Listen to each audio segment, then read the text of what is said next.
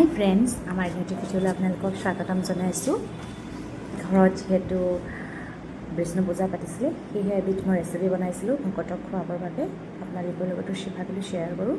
তাৰ বাবে মই ঘৰতে হোৱা এটা কোমোৰা, কেইটামান কাজু আৰু এটা ইলাচি ল'লোঁ, আৰু গোটেইসমূহ মিক্সিত ভৰাই মই এটা পেষ্ট বনাই ল'লোঁ।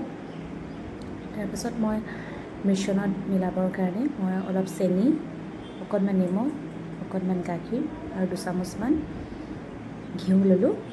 আৰু এই যিবিলাক ব্যঞ্জন খুব সহজ হয় বনাবলৈ। আৰু ইয়াৰ পিছত মই কেৰাহীখন গৰম কৰিলোঁ। গৰম কৰি অকণমান বাটাৰ দিলোঁ।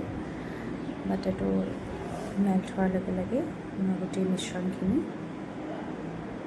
এচামুচকৈ কেৰাহীখনত ঢালি দিলোঁ। এই মিশ্ৰণবিধ আপোনালোকে মিঠাকৈও বনাব পাৰে আৰু নিমখীয়াকৈও বনাব পাৰে, কিন্তু মিঠাকৈ বনালে বেছি সোৱাদযুক্ত হয়। আৰু মিঠাকৈ খাই সকলোৱে ভাল পায় দিয়কচোন। সৰু বাচ্ছাৰ পৰা বৃদ্ধ বয়সৰ লোকসকলেও মিঠা বস্তুটো খাবলৈ ভাল পায়। আৰু যিহেতু মই আৰু ব্যঞ্জন বনাইছোঁ, বুটৰ দালি বনালোঁ, বাদাম চাটনি বনালোঁ, মিক্স ভেজ বনালোঁ, আৰু এইবিধ মই অলপ মিঠাকৈ ৰাখিলোঁ। আৰু সেইকাৰণে এইবিধ স্পেচিয়েল হয়, যিহেতু মই সেইকাৰণে ভাবিলোঁ আপোনালোকৰ লগত শ্বেয়াৰ কৰোঁ। আৰু ইয়াতে মই অকণমান ভাজা হোৱাৰ পাছত মই ইয়াতে নিমখ, চেনি অলপ দিলোঁ। আপোনালোকে নিমখটো কম দিব, যিহেতু এখন মিঠা চব্জি হ'ব। আৰু